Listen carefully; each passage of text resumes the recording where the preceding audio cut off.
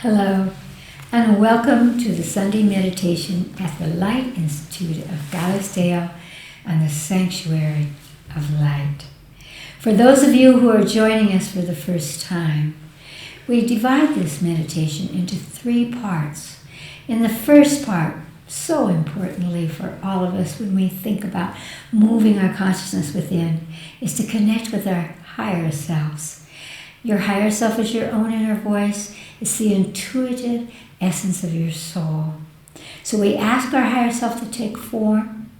We draw it into our body and we sit in meditation. And when we get to that part of sitting in meditation with your higher self, I'll make a little om sound so that you can push the button on your machine and meditate for as long as you like. And then in the second part, we practice the art of radiance, because everything is made of light, especially us. And so we reach up into the cosmos and we draw down a beautiful beam of white light down through the top of our head, down into your stomach. This is the center of the emotional body, the solar plexus. And from there we laser that white light out, quickens the frequency, expands our presence out across the planet, and back up into the sky. And we just continue. As you breathe in, draw the white light down. As you exhale, laser it out, extending your presence and your purpose into the world. That will take you into a deep meditation. And then in the third part of the meditation, each week, we hear from people what they would like to extend in a meditative state as a healing energy out into the world. This week, we're going to extend consciousness, conscious energy into the brains, into the minds of all humans.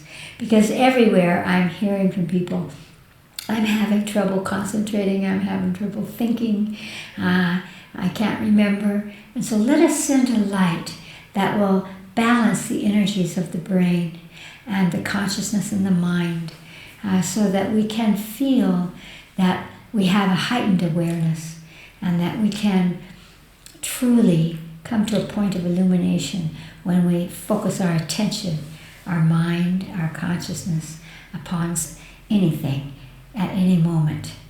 And so those are the 3 parts of the meditation. And we'll begin with breath, because when you exhale, this is why exhaling slowly is so important. When you exhale, it slows your brain, expands your consciousness, and stimulates your parasympathetic nervous system, which will take you into a meditative state. So we're going to begin with that, and then we'll get to our higher selves. Close your eyes. Breathe deeply in through your nose. And hold at the top for a second, and now exhale slowly through your mouth.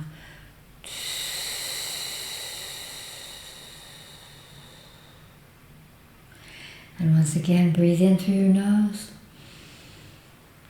and exhale through your mouth.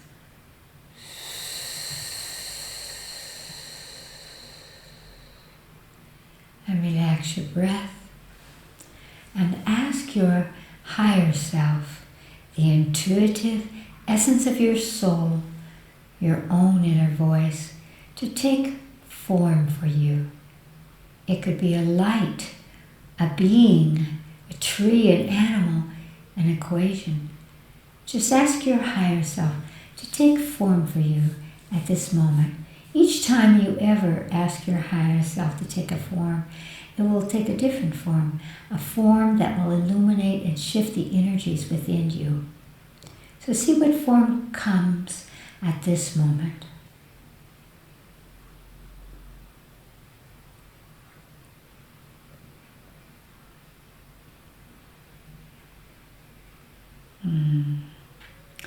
And now ask your higher self to touch the place in your body where you hold your divine essence at this moment. And just imagine that touch. You might feel it or sense it, see it, just anywhere in your body. Have your higher self touch that point of spiritual essence, source. focus your consciousness at that point.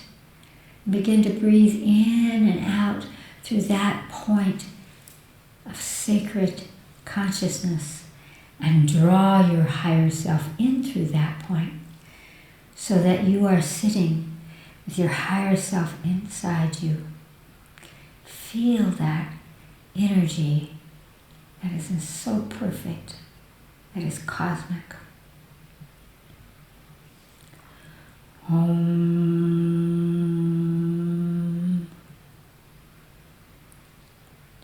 Take a deep breath into your body and reach up into the cosmos and draw a beautiful beam of pure white light.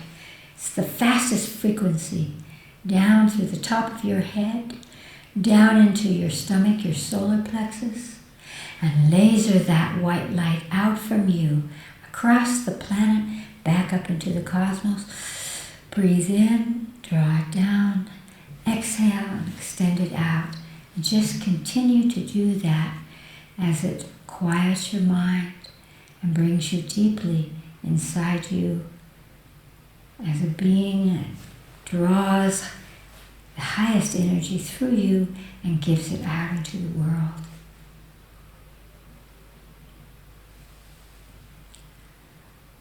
Oh.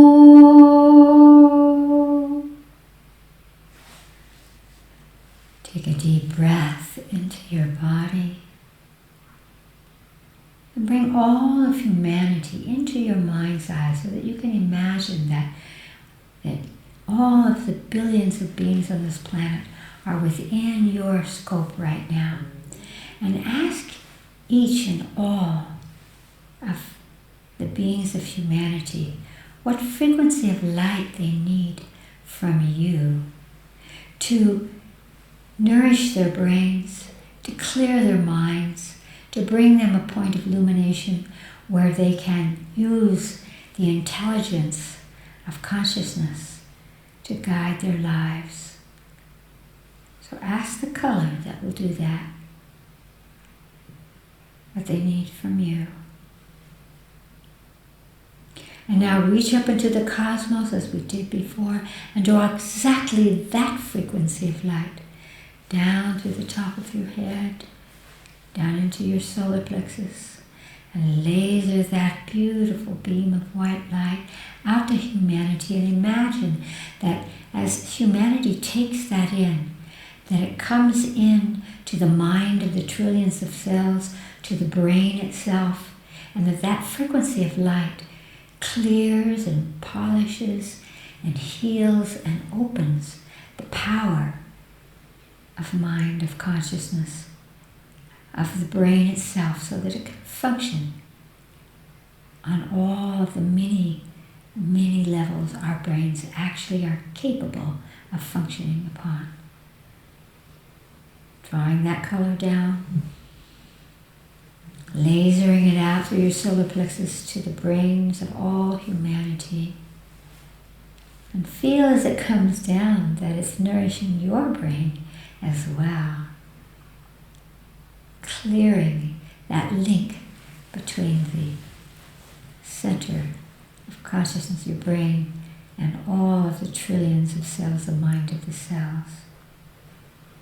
Just continue to laser that frequency out to support humanity, that we can begin to be able to be illuminated through our brain and our consciousness onto higher octaves.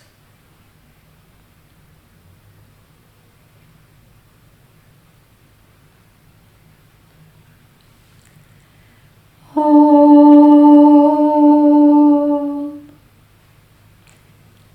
Take a deep breath into your body and open your eyes.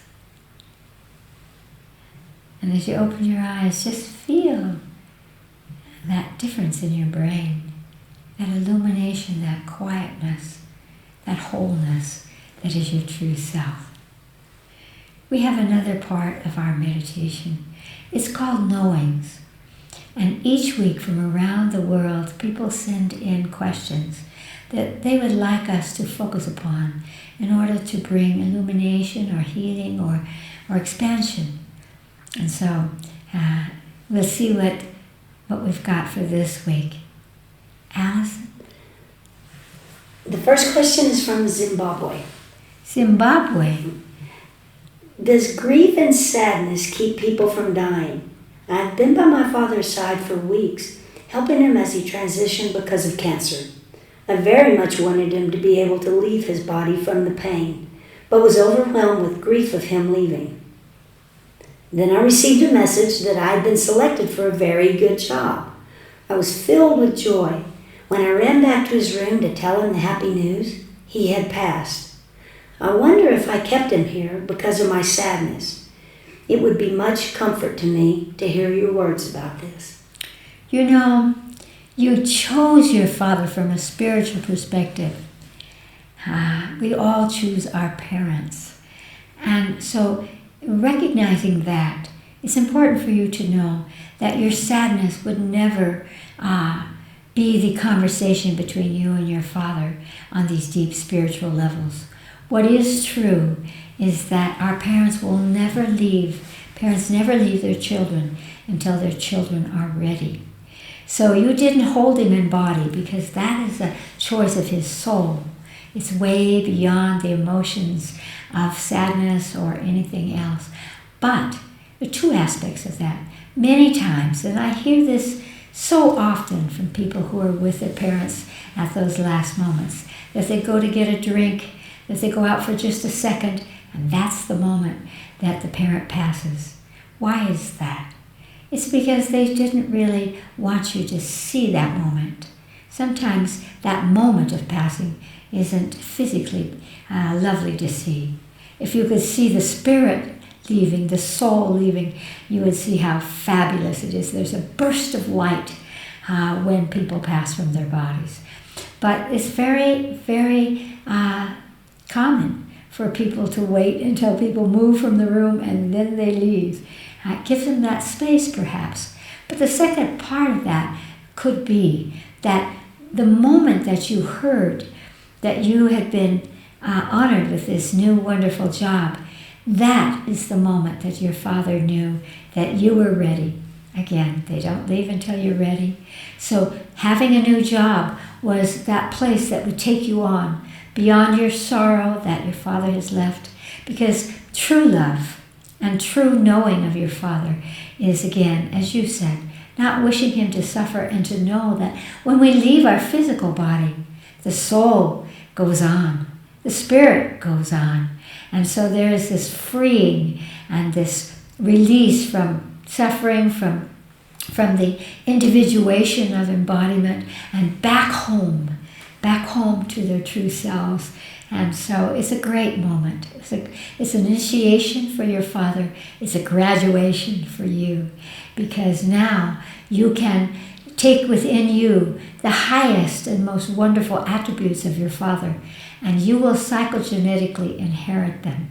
So allow your love to be joyous that he is gone, and that he went knowing that you would be able to go on, that you had something now that was a new part of you. No one wants someone else to be caught caretaking for them. They don't. And so we do this out of our love, we do this out of our karma with somebody, these contracts and vows that bring us together.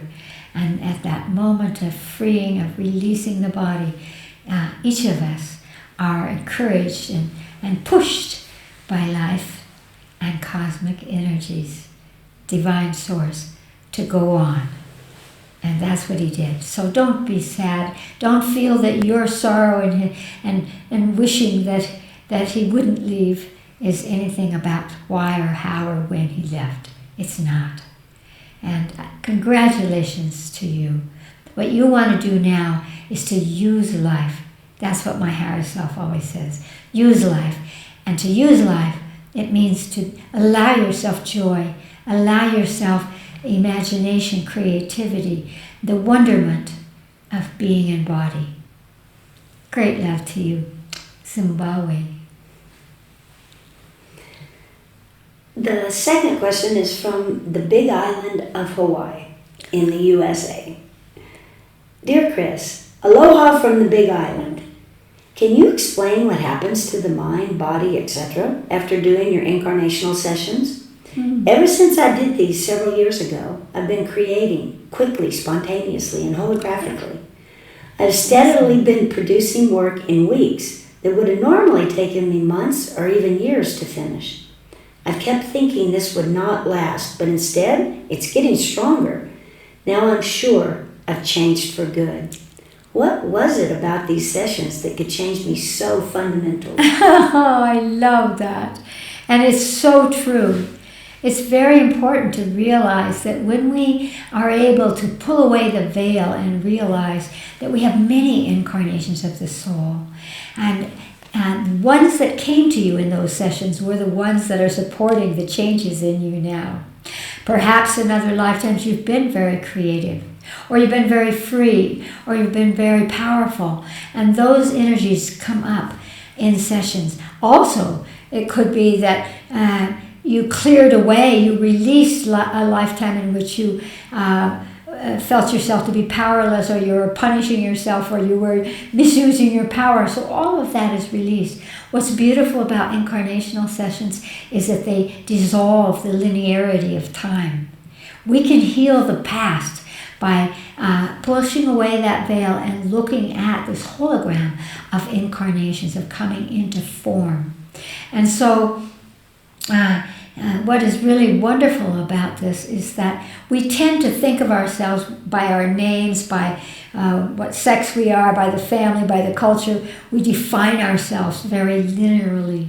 When you move and experience yourself in a different body, in a different time, in a different kind of consciousness, with different qualities, it shifts you so that when you define yourself, who you are now is much more free, much more capable, because it has now opened back by looking at these lifetimes, these qualities that you have brought into this lifetime that may have been confined because in your family or in your culture you're not allowed to express that creativity, or you have so much judgment about who you are that you have inherited from the world around you, that you are squeezing what you can do, who you are.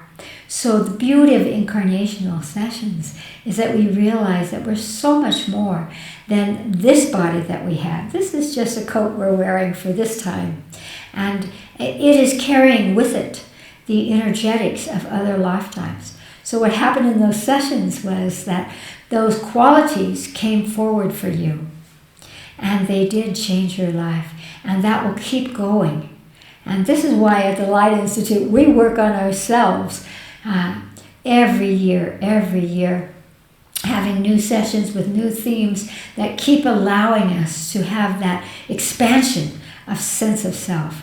We just did a theme this year at the Light Institute called Reinventing the Self, the art of self-design. And this is very important. And that's what happened to you there, is that you reinvented, you expanded your repertoire of who you could be. So congratulations and aloha to Hawaii.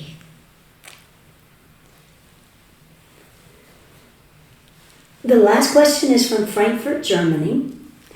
Dear Chris, I've met you in person, done your intensives, sat with you in meals, and listened to you give talks at various venues through my country. And now, happily, I'm able to see your knowings. I would be so grateful if you would answer a question for me. How do you maintain your calm and graciousness? I aspire to this. With love, from Frankfurt. Oh, yeah, sometimes it feels like it's very hard to be calm with all the kinetic energy that's going on around the planet. And it's very important to realize that we are not an accident here. We have all come here to engage, to give a gift, to ride out this huge, incredible wave of evolution that's occurring. So things that have come up, this concept of survival and my God against your God, and all of these conversations are coming up around the world, corruption, and it feels like that takes us out of our center and deprives us of calmness, and never mind graciousness. Two things happen for me. One is that I very often find myself with a teaching that my higher self gave me, which is meditation is life, and life is meditation. And so when I'm walking about or I'm doing some mundane thing, it seems to bubble up in me. I am meditating. I am meditating. And that slows my mind so that I can expand and allow myself to perceive from a hologram rather than a judgmental place or a point of reference, but much more expanded. So when I call upon that meditative state, you could do that as we began in this meditation by just doing breathing. You could do that by spinning. You can do that by simply saying, I am meditating, and allow an energy to come into you by asking your higher self to give you a color, for example. These exercises in consciousness can give us that graciousness in which we can be above the fray and we can see more about what this is and how we want to direct our consciousness into it. And that's what makes us calm. What makes me calm is I know that we're just going through an initiation, and I know that we will come through this in light and in a completely different reality than we have had in the past or that we perhaps have now.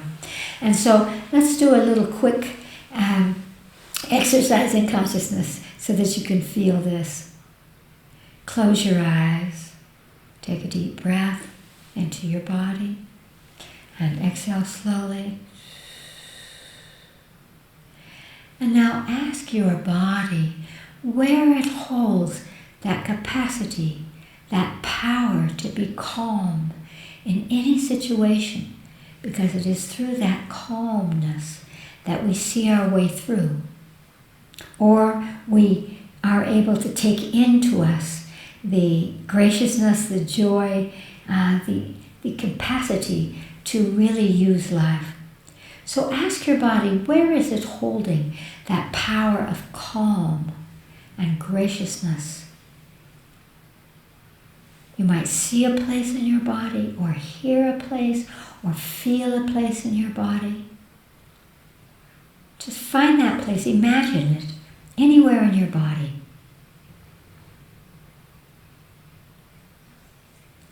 Now bring your conscious awareness into that place in your body and feel as if you're pricking open that calm and gracious energy within you that is the core of your center. And prick it open and command it to begin to flow through the trillions of cells of your body, so that as you imagine that this calmness and this graciousness flows through your body, that all of your cells begin to hold that and align to that. And so your mind, the mind of the cell, your brain, all of you begins to simply relax. It's when we relax into that calmness that we see the true energies, the bigger picture, the potential. So now just again, feel that calm energy flowing through every aspect of your body. And now, as you take a deep breath and you exhale, laser that calm, gracious energy that you have accessed. Laser it out from you. Imagine that you're sending it to people you love, or that you're sending it to people you don't love, or that you're sending it out to all of humanity or across the planet. But you are lasering the power of calmness out from you. And do that now. Laser it out. And then just feel your energy now.